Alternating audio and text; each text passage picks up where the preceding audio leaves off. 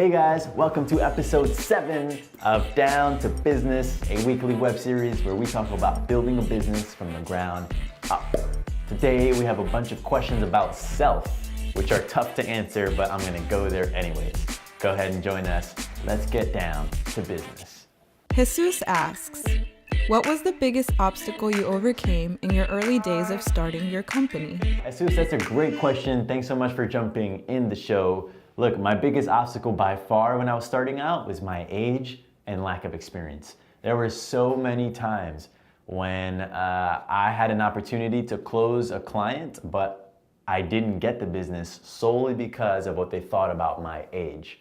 And frankly, they were right. When we first started, I was working out of my mom's apartment. I didn't have a car, so I was lugging the laundry back and forth myself.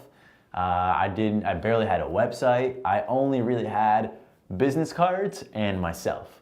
And so I did have a lack of experience, and they can smell that from afar. But what helped me cut through is just being very transparent about my lack of experience, A, but then B, just being very earnest and saying, hey, look, what I lack for in experience, I make up for in willingness to get ahead and do a great job. So please give me a shot.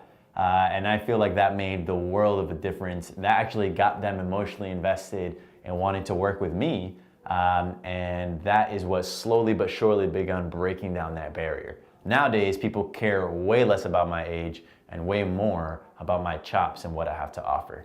Hope that's helpful.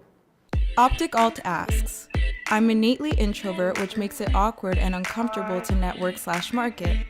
Any suggestions as to overcome this? Optic Alt, that's a great question. It's also a very tough one. Let's redefine for a moment what networking means. When I started, I used to think it meant kind of having this false pretense and handing out business cards and schmoozing and putting up an act. And a lot of people, most people I think, approach it in that way. And that's why it's useless for 95% of people. If we lay that off to the side and we see that real networking is just about being who you are in front of other like-minded and different-minded people. And so when you start to see it that way, it becomes more about leaning into what makes you you. And so for an introvert, quote unquote, that just means leaning further into your quirks and your mannerisms and so forth, rather than trying to make yourself extroverted. And I think that there's an unnecessary emphasis these days placed on kind of this charmer, extroverted person, when in reality, every kind of personality type can win. So whether it's pitching or whether it's hanging out with friends or networking, I think being authentically you is going to read better. I think people are going to receive that better. And I think in the long term, it's going to do a lot more for developing your own confidence in who you are. And that should make a day and night difference in the way that you're communicating with people. Keon asks, how do you handle the failure of a venture or strategy? Keon, thanks so much for asking a question and jumping in the show. If you guys haven't checked him out already, please do so. He's a branding expert and just a good guy to know. Look, if you're asking me how I think about losing, I hate it just as much as the next guy. I also know that losing is a sign of growth. That sounds counterintuitive, but here's what I mean. If you're always winning, that means you're always in your comfort zone. You're doing something that you know you're good at and that you know that you can handle.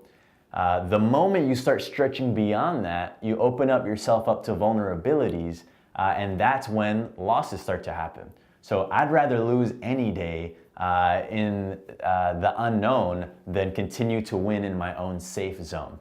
And so, for instance, take this past week. My new company, Cofound Media, was being considered for a big project, and it came down to one of 3 companies, and we lost. I thought we were going to win. We lost. The important thing is to own your loss.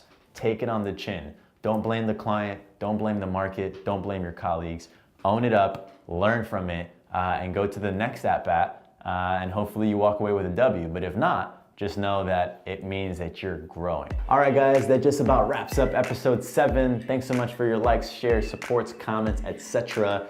Real quick, just wanted to share one thing, new thing that I've been doing is journaling. Every day I write down 10 things that I'm grateful for, 5 new ideas, and I write down my vision over and over and over. I just wanted to share that with you guys in case anyone was looking for any new positive habits to pick up. I'd like to know what your guys' positive habits are. Drop them in the comments below, just out of curiosity. And until then, if you have any questions, make sure you ask them. See you next time for episode 8 of Down to Business. See ya!